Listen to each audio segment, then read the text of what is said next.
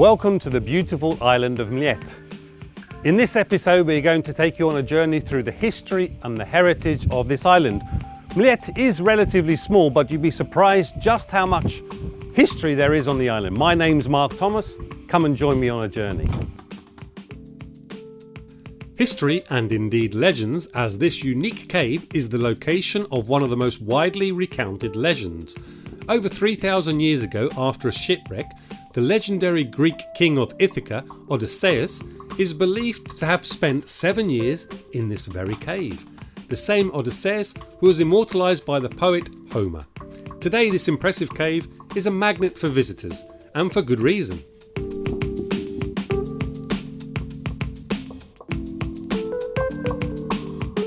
The very first inhabitants of the island were the Illyrians some 4,000 years ago.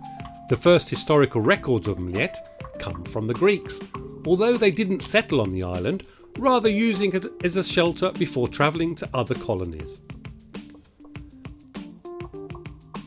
Then came the Roman Empire, and in 167 BC the island came under the control of the largest empire in the world, and clearly remnants of their time on the island are still visible today. The Romans actually constructed the third largest palace on the Adriatic in the village of Polace. Palace, Polace. You see the connection.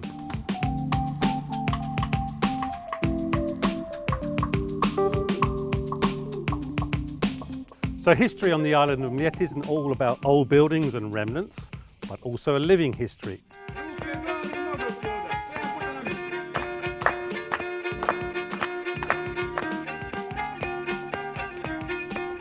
The folklore ensemble was started in 1968 and has around 40 members. To see the living heritage of the island nurtured and protected is truly impressive.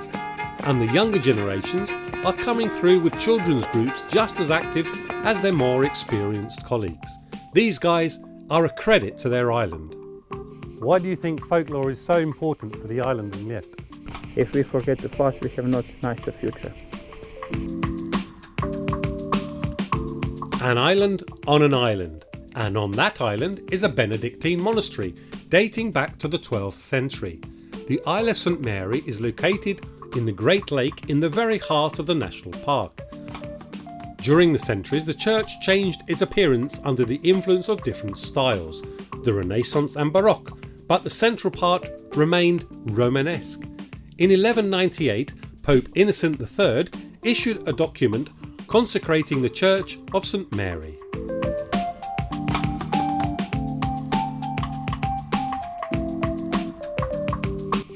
Can you tell me something about the history of St Mary?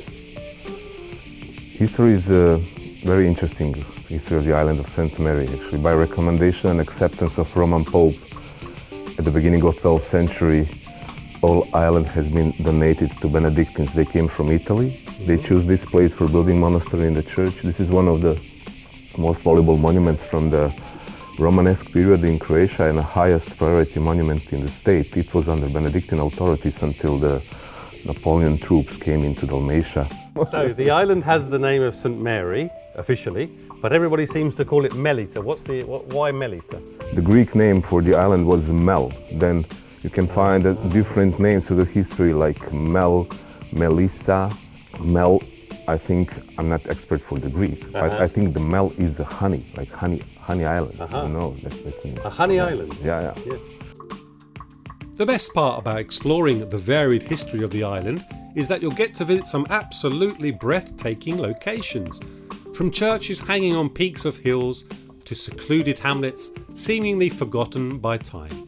Every new site has its story, and every story opens a new window on the rich heritage of this island gem. So we finished our journey around the history and heritage of the magnificent island of Mljet, and we finished in a 19th century olive press used for making olive oils. Of course, in those days this was a very important part of the community, the centre of the community. I hope you've enjoyed our journey around the history and the heritage of this stunning island.